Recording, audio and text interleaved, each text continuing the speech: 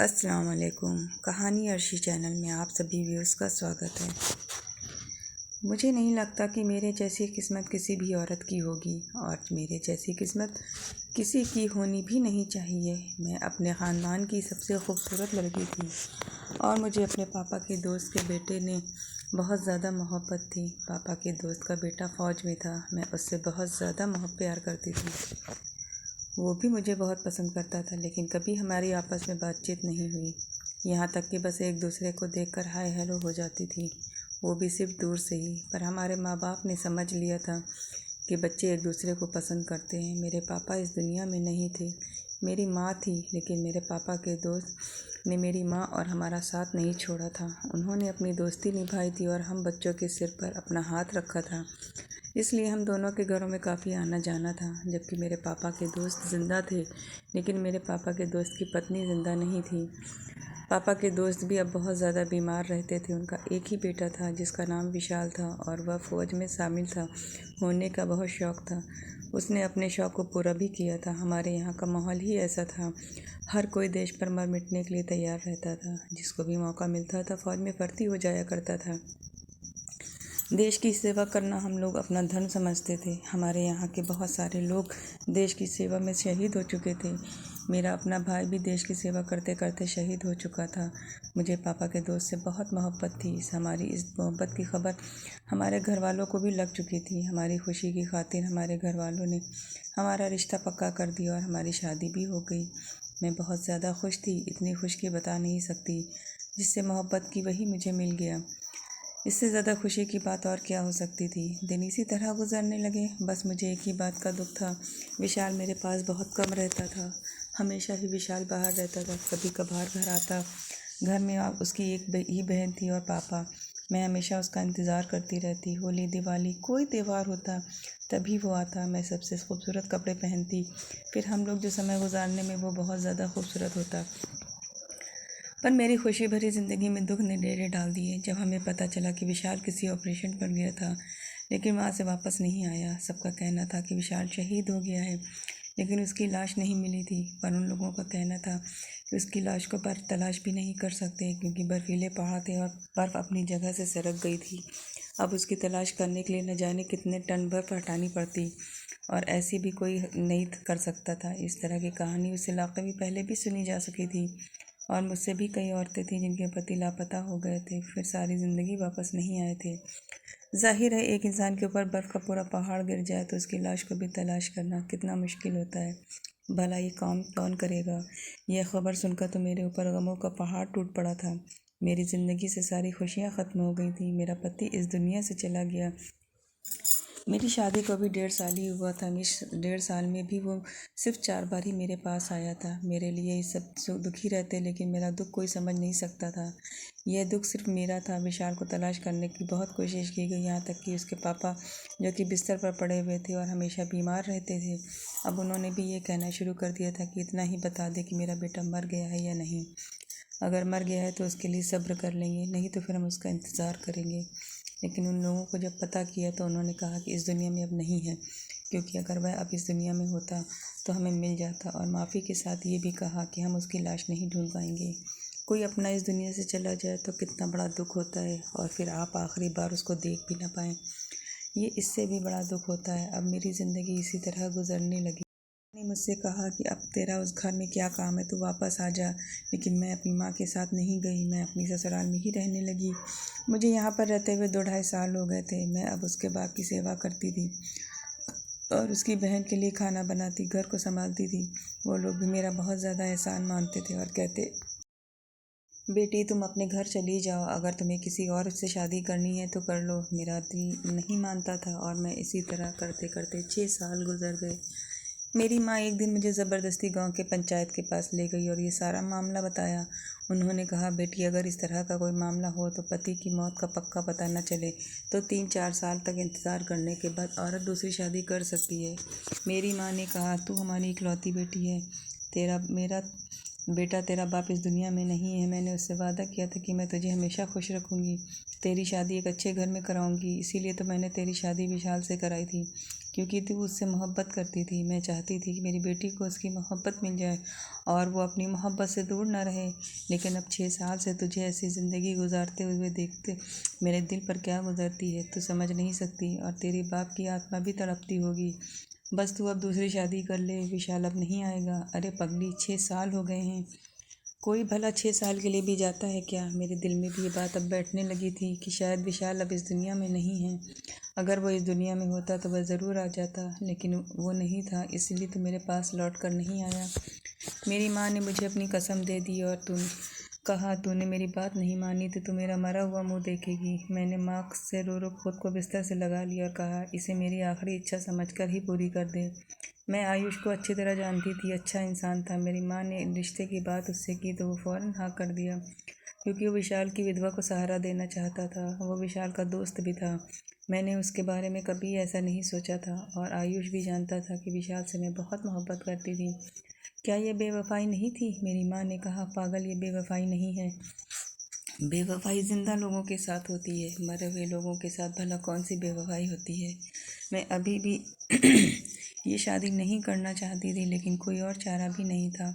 मेरी माँ कहती थी कि दुनिया से चली जाऊंगी तो तू अकेली रह जाएगी, मेरी आत्मा को भी चैन नहीं मिलेगा। आयुष के साथ मेरी शादी हुई तो पहली रात ही उसने मुझसे कहा था कि मुझे विशाल की मौत का बहुत दुख है। वह अच्छा इंसान था और मैं भी ये जानती हूँ कि तुम दोनों एक दूसरे को बहुत मोहब्बत करते थे। मैं उसकी जगह पर तो आ गया हूँ, लेकिन जब तक तुम्हारा दिल नहीं मानता तब तक मैं तुमसे दूर रहूँगा, तुम्हें टच भी नहीं करूँगा। तुम जैसे चाहो इस घर में आज़ाद होकर रह सकती हो। मुझे आयुष की ये बात बहुत अच्छी लगी थी और समय इसी तरह से गुजरने लगा। समय के साथ साथ हम दोनों ने एक दूसरे को स्वीकार कर लिया और पति पत्नी का रिश्ता बना लिया। मुझे भी एहसास होने लगा था कि अब विशाल कभी वापस नहीं आएगा और मेरी ज़िंदगी आयुष के साथ एक दिन इसी तरह गुजर रहे थे। आयुष के साथ साथ रहते रहते मुझे पूरा 1 साल होने वाला था। हम लोगों में वैसा ही संबंध बन गया था जैसे मेरा विशाल के साथ था। हम उसी तरह एक दूसरे से हंसी मजाक करने लगे थे, एक दूसरे को अपने दिल की बातें बताने लगे थे, और वह भी मुझसे अपनी सारी बातें बताया करता था कि आज मैंने ऐसा किया, आज इतने ग्राहक आए, आज इतनी कमाई हुई, मैं आगे ये करना चाहता हूँ, मैं घर के लिए कोई अच्छी चीज़ लेना चाहता हूँ। उसने मेरे लिए बहुत सारी ज्वेलरी भी बनवाई थी, क्योंकि हमारी शादी तो ऐसे ही हो गई थी, बहुत सादगी से। पर आयुष ने कहा कि तुम मेरी पत्नी हो, मैं चाहता हूँ तुम्हारी कलाइयाँ खाली ना रहें। उसने मेरे लिए सोने की चूड़ियाँ भी बनवाई थी और उसने कहा था इनको हमेशा पहन कर रखना। मुझे ऐसा लगने लगा था कि बस यही ज़िंदगी है, कुछ भी हो जाए इसको अच्छे तरीके से जीना चाहिए। ऐसे भी लोग हैं जो ज़िंदगी से दूर हो जाते हैं या जिनके जीते जी ज़िंदगी बर्बाद हो जाती है, इसलिए कभी किसी भी चीज़ की नाशुक्री नहीं करनी चाहिए। इंसान को बनाया ही इसलिए गया है कि वह जब कहीं भी एडजस्ट हो जाता है, नई चीज़ों में लाकर वही का वही हो जाता है, नए लोगों के साथ भी रह लेता है। एक लड़की अपनी सारी ज़िंदगी एक घर में गुजारती है, लेकिन सिर्फ अगली के समक्ष साथ फेरे लेते ही वह किसी पराए घर को अपना घर समझने लगती है। अगले ही दिन वो कहना शुरू कर देती है कि अपने घर जा रही हूँ। इंसान को शायद इसी तरह बनाया गया है। मेरे दिल में विशाल अब भी जिंदा था, लेकिन अब मेरे पति आयुष थे और मुझे पता था कि अब मेरी ज़िंदगी उसी के साथ गुजरनी है। ये ज़िंदगी 4 दिन की है, गुजर जाएगी। एक दिन सुबह सुबह आयुष उठा तो बहुत ही खुश था। उसने कहा कि आज मेरी सालगिरह है और आयुष की ये सालगिरह मेरे साथ अच्छी सालगिरह थी, तो आज के दिन वो खूब अच्छी तरह से इसे मनाना चाहता था। मैंने कहा, आज के दिन क्या स्पेशल करोगे? तो उसने कहा कि मैं अच्छा सा खाना लेकर आऊँगा, तुम्हें आज खाना बनाने की ज़रूरत नहीं है, तुम वही लाल जोड़ा पहन लेना जो तुमने हमारी शादी वाले दिन पहना था, लेकिन उस दिन तुम अच्छे से तैयार नहीं हुई थी, इसलिए आज अच्छे से तैयार हो जाना। मैंने कहा ठीक है, और जब वो काम पर चला गया तो मैं तैयार होने लगी। आज मेरे चेहरे पर मुस्कुराहट थी। मुझे ऐसे लग रहा था अब कहीं जाकर मैंने आयुष का अपना पति स्वीकार कर लिया है और अब मुझे भी उससे मोहब्बत होने लगी है। तभी अचानक दरवाजे पर दस्तक हुई। मैं अभी पूरी तरह तैयार नहीं थी, मेरे बाल खोले हुए थे। मैंने कहा, आयुष इतनी जल्दी कैसे आ गया? लगता है शायद कोई चीज़ भूल गया होगा। तब मैंने जाकर दरवाज़ा खोला तो मेरा कदम तले ज़मीन निकल गई, क्योंकि सामने का दृश्य मेरे लिए बहुत ज़्यादा हैरान कर देने वाला था। सामने आयुष नहीं बल्कि विशाल खड़ा था। उसकी हालत देखकर लगता था वह बहुत ज़्यादा कमज़ोर हो चुका था। ऐसा लग रहा था कि वह कितना बीमार था या किसी ऐसी जगह पर था जहाँ पर उसे ठीक से खाना नहीं मिलता था। लेकिन मैं उसको फ़ौरन पहचान गई थी, ये तो विशाल ही है। उसकी आंखों में भी आंसू थे, हम दोनों की हालत एक जैसी थी। उसने कहा, मैं तुम्हारे घर आ गया था, तुम्हारी माँ वहाँ पर नहीं थी। सामने वालों ने मुझे बताया कि तुम आयुष के घर पर मिलोगी। मैंने विशाल से कहा कि अंदर आ जाओ। अंदर आकर बैठो। मुझे समझ नहीं आ रहा था। मेरी हालत अजीब सी हो रही थी। ऐसा लग रहा था कि कोई ज़िंदा रहना चाहता है और अब उसके सामने मौत आकर खड़ी हो गई है, जबकि पहले वो मौत मांगता रहा था। विशाल ने मुझे बताया मैं बहुत ही बुरे हालात में था। मैं एक छोटे से गांव में फंस गया था जहां पर लोगों को मेरी भाषा भी नहीं आती थी। मेरी हालत बहुत बुरी थी। मेरी न जाने कितनी हड्डियां टूटी हुई थीं। उन्हीं लोगों ने मेरा इलाज किया। वह कोई जंगली लोग थे और अब वो मुझे वापस नहीं आने देना चाहते थे। उन्होंने मुझे क़ैद करके रखा हुआ था। उन्हें लगता था अगर मैं वहाँ से निकल गया तो उनके रहने की जगह पर सब लोग पहुँच जाएंगे और उनके बारे में जांच पड़ताल करेंगे, क्योंकि वो लोग बहुत ही अजीब थे। सदियों से उनका कबीला घने जंगल के बीच में रह रहा था और फिर भी मैं वहीं पर रहने लगा। एक दिन मौका देखकर मैं वहाँ से भाग निकला और बड़ी मुश्किल से तुम तक पहुँचा हूँ। इसलिए सब कुछ बहुत ज़्यादा मुश्किल था। हिंदुस्तान की सीमा से निकलकर किसी और ही सीमा में चला गया था और वहाँ से घूमता हुआ खुद को बचाता हुआ वापस भारत आया हूँ। क्योंकि मैं एक फ़ौजी था, मुझे बहुत मुश्किलों का सामना भी करना पड़ा था। आज विशाल मेरे सामने बैठा था। जब उसने अपनी कहानी सुनाई तो मेरी आंखों में आंसू आ गए। वो फिर से मेरा हाथ पकड़ने की कोशिश करने लगा, लेकिन मैं पीछे हट गई। मैंने उसे पानी पिलाया और पूछा क्या खाओगे। विशाल कहने लगा जो भी खिलाओगी वो खा लूँगा। मैंने उसके सामने खाना रख दिया तो उसने कहा तुम्हें कब से ये खाना पसंद आने लगा। मैं तो ये सब नहीं खाता और तुम भी तो नहीं खाती थी। जो चीज़ मैं खाता था तुम वही पकाया करती थी। आज तुमने ये क्या पकाया है। वो मुझे नॉर्मल तरीके से बात कर रहा था, जबकि वो नॉर्मल नहीं था। वो बहुत ज़्यादा कमज़ोर लग रहा था। उसके शरीर पर चोटों के निशान भी थे, लेकिन शायद उसे इस बात का सुकून था कि वो घर वापस आ गया है। अब मैं उसे क्या बताती कि अब ये घर उसका था ही नहीं। मैंने उससे कहा बस ऐसे ही बना लिया।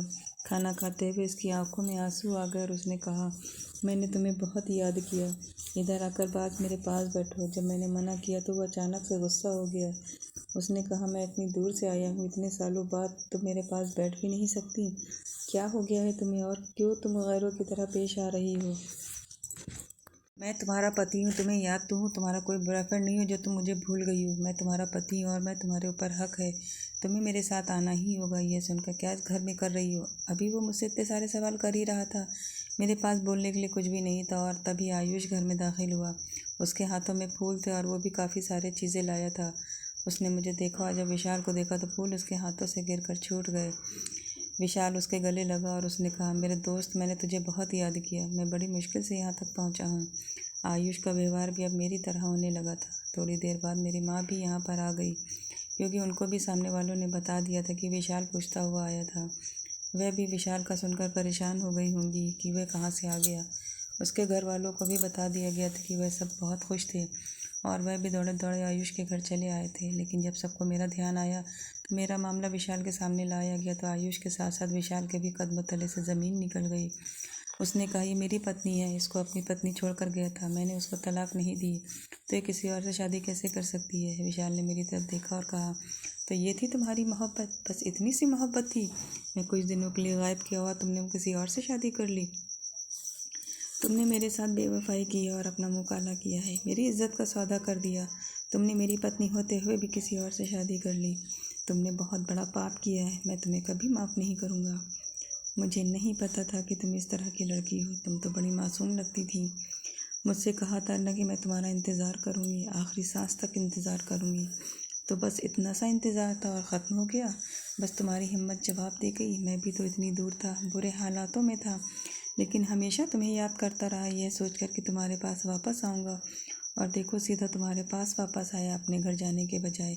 तुम्हारे पास आया अपने बाप को देखने के बजाय तुम्हें देखने की खुशी थी। और तुमने क्या किया मेरे साथ। मेरा मान सम्मान सब खत्म कर दिया।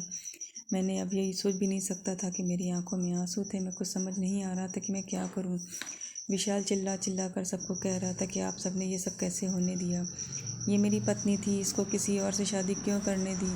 ये तो हमेशा मेरी ही पत्नी रहेगी, क्योंकि मैंने इसके साथ साथ फेरे लिए हैं। आप सबकी मौजूदगी में सब गवाह हैं। आप सब लोग ये कैसे कर सकते थे। ये मेरी ही पत्नी रहेगी, चाहे मैं 10 साल बाद आऊँ या 15 साल बाद आऊँ। मेरे ससुर ने कहा नहीं बेटा, ऐसा नहीं होता। बहुत सारे लोगों ने समझाया अगर पति लंबे समय तक गायब रहे तो पत्नी दूसरी शादी कर सकती है। इसलिए तुम्हारी पत्नी ने कोई पाप नहीं किया और यह शादी भी हम सब ने ज़बरदस्ती कहकर करवाई थी। पंचायत ने भी कहा था कि ये शादी कर सकती है क्योंकि इसने 6 साल तक तुम्हारा इंतज़ार किया था और इतने लंबे समय तक अगर पति ना आए तो पत्नी दूसरी शादी कर सकती है। ये पंचायत का फैसला था, लेकिन विशाल चिल्ला पड़ा कि मैंने इसको तलाक नहीं दी थी, ये किसी और के साथ शादी कैसे कर सकती है। इतने में एक बड़े बुजुर्ग आगे बढ़े और कहने लगे, हाँ ये बात तो है, सोचने वाली है। अगर पति लंबे समय तक दूर रहे तो पत्नी दूसरी शादी कर सकती है, लेकिन जब 4-5 साल बाद के बाद पति वापस आ जाए तो पत्नी उसी की शादी में जाएगी और उसी की पत्नी मानी जाएगी। यानी पहले पति के साथ ही रहेगी और उसके दूसरे पति के साथ उसकी शादी ख़त्म हो जाएगी। अब इसका साफ साफ मतलब है कि विशाल अब इसके पति हैं और आयुष, अब तुम्हारा अपनी पत्नी के साथ कोई भी संबंध नहीं है। तुम अपने मन से अपनी पत्नी को तलाक दे सकते हो। इस संबंध को ख़त्म करने के लिए किसी भी ज़ोर ज़बरदस्ती की ज़रूरत नहीं है। यह सब सुनते ही विशाल के चेहरे पर सुकून आ गया, लेकिन आयुष के चेहरे पर पसीने की बूंदें चमकने लगी, उसकी हालत ख़राब होने लगी। वो कहने लगा, ऐसा नहीं हो सकता, मुझे किस बात की सज़ा मिली है, मेरे साथ ये सब क्यों हुआ है, आप लोग मेरे साथ ऐसा नहीं कर सकते। उस बूढ़े आदमी ने कहा कि ऐसा हो सकता है क्योंकि विशाल इसका पहला पति है और यही उसकी पत्नी मानी जाएगी। मैं भी हैरान परेशान खड़ी थी। जब मेरी माँ ने मुझे पंचायत के पास लेकर गई थी तब मुझे अधूरी बात ही पता थी। मुझे सारी बातें पता नहीं थी कि अगर मेरा पति वापस आ गया तो यही मेरा पति हो रहेगा, आयुष से मेरा संबंध नहीं रहेगा। मुझे पूरी बात बताना चाहिए थी, पर मेरी माँ ने उन्हें अपनी बातों में लगाकर बात को घुमा दिया था और वह भी शायद बताना भूल गए थे। काश कि उन्होंने उस समय मुझे पूरी बात बताई होती, लेकिन विशाल के पास आने का तो आसार भी तो नहीं थे। सब जानते थे, पूरा गांव जानता था। उसके अपने बाप ने भी मुझे इजाज़त दे दी थी कि मैं आयुष से शादी कर सकती हूँ। मैंने 6 साल तक इसका इंतज़ार किया था। विशाल ने मेरा हाथ थाम लिया और कहने लगा, अब तुम मेरी पत्नी हो, मेरे साथ चलो, तुम ये सब कुछ भूल जाओ, मैं भी तुम्हें माफ़ कर दूंगा। मैं तुम्हारी हालत समझ सकता हूँ। मेरी हालत बहुत ही अजीब सी थी, मुझे कुछ भी समझ नहीं आ रहा था। मैं थोड़ा पीछे हटी तो विशाल ने कहा, ये क्या हो गया है तुम्हें? तुमने लोगों की बातें नहीं सुनी कि मैं ही तुम्हारा पति हूँ और मुझसे दूर क्यों भाग रही हो? तुम्हें बड़ा शौक था ना कि कानून का पालन करने के लिए तो लंबे समय तक दूर रहे तो मुझसे दूसरी शादी कर सकती हो। अब तुम्हें कानून का पता चल गया ना, मैं वापस आ गया हूँ तो अब मैं ही तुम्हारा पति हूँ। अब इंसान को अपने दिल से निकाल दो। और एक सांप है जिसने अपने ही दोस्त की पत्नी के साथ शादी करने को कहने को मेरा भाई था, मेरा सब कुछ था, मेरे लिए भाइयों से भी बढ़कर था। मैंने उसे कभी गैर नहीं समझा था, हमेशा भाई समझा। लेकिन उसने जो किया शायद कोई सगा भाई भी अपने भाई के साथ न करता। उसने मेरे साथ गद्दारी की है। जो लोग हमारे सबसे करीब थे वही हमें धोखा देते हैं। मैं विशाल के साथ रहने लगी। उसका व्यवहार मेरे साथ कुछ अजीब सा था। वो बहुत ज़्यादा चिड़चिड़ा हो गया था क्योंकि वो इतने साल बहुत ही बुरे हालातों से काट कर वापस आया था। मैं सोचती थी कि मेरी ज़िंदगी तो नर्क बनकर रह गई है। ये सब कुछ मेरी माँ ने किया था। मैं किसी और से शादी नहीं करना चाहती थी। अगर वो मुझे मेरे हाल पर छोड़ देती और फिर विशाल वापस आ जाता तो मुझे किसी और से शादी नहीं करनी पड़ती। लेकिन जिस दिन सब कुछ ठीक ठाक होने लगा था उसी दिन सब कुछ फिर से ख़राब हो गया। अब मैं क्या कर सकती थी। एक दिन बाहर लड़ाई झगड़ा होने लगा और फिर गांव के बड़े बुजुर्ग लोगों ने बुलाया। उन्होंने आयुष को समझाया कि अब तुम इसके साथ आना जाना भी नहीं रख सकते और तुम्हारा यहाँ पर कोई काम नहीं है, तुम चले जाओ। लेकिन वो मानने को तैयार नहीं था। आयुष और विशाल आपस में झगड़ रहे थे। तभी आयुष ने अचानक से मेरी तबीयत ख़राब हुई। विशाल मुझे डॉक्टर के पास ले गया तो डॉक्टर ने कहा कि मैं माँ बनने वाली हूँ। मेरे लिए ये बात किसी मुसीबत से कम नहीं थी, जबकि माँ बनना तो हर औरत का सपना होता है। मैं बहुत परेशान हुई थी यह खबर सुनकर। हमारी ज़िंदगी बहुत अच्छी सी गुजर रही थी और 2-2.5 महीने में ही मैं विशाल के साथ रहने लगी थी और डॉक्टर के मुताबिक मेरी प्रेगनेंसी भी 2.5 महीने की ही थी। और इसका मतलब बच्चे का बाप कौन था किसी को पता नहीं था और ये तभी पता चल सकता जब बच्चा इस दुनिया में आ जाता। आयुष घर आकर विशाल से कहने लगा, तुम्हें अगर पत्नी को रखना है तो रख लो, मैं दिल पर पत्थर रख लूँगा, लेकिन कम से कम मेरा बच्चा तो मुझे दे दो, मैं अपने बच्चे के सहारे रह लूँगा। विशाल ने कहा, बच्चा भी मेरा है और पत्नी भी मेरी है, तुझे कुछ नहीं मिलेगा। मैं तुझे जान से मार दूँगा अगर तूने मेरे घर में कदम रखा तो, और मेरी पत्नी का नाम भी मत लेना। लेकिन आयुष बार बार मेरा नाम लेने लगा। उन दोनों की लड़ाई अब बहुत ज़्यादा बढ़ गई। हाथापाई पर उतर आए थे दोनों। मैं चिल्ला चिल्ला कर रो रही थी। मुझे ऐसा लग रहा था जैसे सब कुछ मेरी ही वजह से हुआ है। अब मेरे ससुर ने भी मुझे ताने देने शुरू कर दिए और मेरी नंद भी कहने लगी कि ये तुम्हारे लिए 2 दोस्त आपस में लड़ रहे हैं, ये तो एक दूसरे की जान थे, एक दूसरे को ज़रा सा भी दुख नहीं पहुंचा सकते थे और आज कैसे एक दूसरे के लिए दुश्मन होकर बढ़ रहे हैं सिर्फ तुम्हारी वजह से। तुम्हें ही शौक चढ़ा था शादी करने का, पहले पति की पत्नी बनकर बैठना था तुम्हें तो। तुम तो मोहब्बत के बड़े बड़े दावे करती थी। डॉक्टर ने कहा था जब तक बच्चा इस दुनिया में नहीं आ जाता तब तक हम नहीं बता सकते कि इसका बाप कौन है। आयुष ने पहले ही कह दिया था बच्चा मेरा है और जैसे ही बच्चा इस दुनिया में आएगा मैं उसे लेकर चला जाऊंगा। उसने कहा था मुझे तुम्हारी भी परवाह नहीं है, बच्चा तुम्हारे बगैर रह लेगा। मैं उसे माँ और बाप दोनों का प्यार दूंगा। और उधर विशाल ने भी अजीब सी बात कर दी।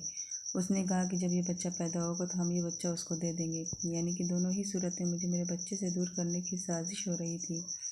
अगर मेरी कोख में बच्चा ना होता तो तब तक मैं खुदकुशी कर चुकी होती। मुझे आयुष ने किसी और नंबर से व्हाट्सएप मैसेज किया। उसने कहा मुझे अब तुम पर कोई भरोसा नहीं है, मुझे तुम अपनी ज़िंदगी वापस नहीं चाहिए, लेकिन अपना बच्चा मैं तुम्हारे पास नहीं रहने दूंगा, यह बात याद रखना। और मैंने विशाल को भी किसी से फ़ोन पर बात करते सुना था कि वो मेरी पत्नी है, मैं उसको नहीं छोड़ सकता, मैं अपनी पत्नी से मोहब्बत करता हूँ, लेकिन अगर उसकी कोख में उस इंसान का बच्चा है तो मैं उस बच्चे को अपने घर में नहीं रहने दूंगा। और फिर आखिर समय आ ही गया कि उस बच्चे को पैदा होना था। उसी समय टेस्ट करके ये पता लगा सकते थे किसका बाप कौन है। लेकिन अब जब मेरी डिलीवरी का समय आ गया तो मेरी तबीयत बहुत ज़्यादा ख़राब हो गई। डॉक्टर ने कहा कि कुछ गड़बड़ लग रही है, हमें तुरंत ऑपरेशन करना पड़ेगा। और जब ऑपरेशन करके बच्चे को पैदा किया गया तो डॉक्टरों की चीख निकल गई, क्योंकि मेरे बच्चे की पैदाइश तौर पर वो एक बहुत बड़ी बीमारी थी जिसकी वजह से वो बहुत ज़्यादा अजीब लग रहा था। ऐसा लग रहा था कि वो इंसान का बच्चा नहीं, कोई जानवर का बच्चा है। उसकी त्वचा बहुत ही अजीब तरह की थी, जैसे कोई पेड़ की छाल होती है। उसको जो देखता उसकी आंखों में आंसू आ जाते और वो कानों को हाथ लगाने लगता। मेरा क्या दोष था? क्या ये मेरी सज़ा थी? लेकिन मैंने तो ऐसा कुछ भी नहीं किया था जिसकी भगवान ने मुझे इतनी बड़ी सज़ा दी थी। दरअसल ये तो उन दोनों की सज़ा थी जब ये बच्चे के ऊपर अपना स्वाभिमान का खेल खेल रहे थे। कोई मुझसे बच्चा छीन लेना चाहता था, कोई उसे ये रखना नहीं चाहता था। रिपोर्ट के मुताबिक ये बच्चा आयुष का था, लेकिन जब उसने बच्चे को लेने से मना कर दिया और विशाल ने कहा कि मैं इस बच्चे को नहीं पालूंगा, और फिर आयुष हमेशा हमेशा के लिए गायब हो गया, क्योंकि उसे सिर्फ अपने बच्चे तक ही मुझसे मतलब था। अब उसने उस अजीब से बच्चे को रखने से मना कर दिया था और शहर से ही हमेशा हमेशा के लिए चला गया था। जब मैंने विशाल से कहा कि मैं इस बच्चे को पालना चाहती हूँ तो उसने कहा कि मैं तुम्हें अपने साथ नहीं रख सकता। तो मैंने कहा तुम मुझे छोड़ दो। विशाल ने कहा ताकि तुम वापस आयुष के पास चली जाओ। मैंने कहा तुम तो कभी भी ऐसे इंसान नहीं थे, तुम्हें याद हमने एक दूसरे से कितनी मोहब्बत की थी। उसने कहा अगर तुम्हें वो मोहब्बत याद होती तो तुम कभी भी उससे शादी नहीं करती, तुम मेरे दिल से उतर गई हो। मैंने कहा तुम भी मेरे दिल से उतर गए हो, अगर तुम्हें मेरे साथ नहीं रहना तो बेशक तुम मुझे छोड़ सकते हो।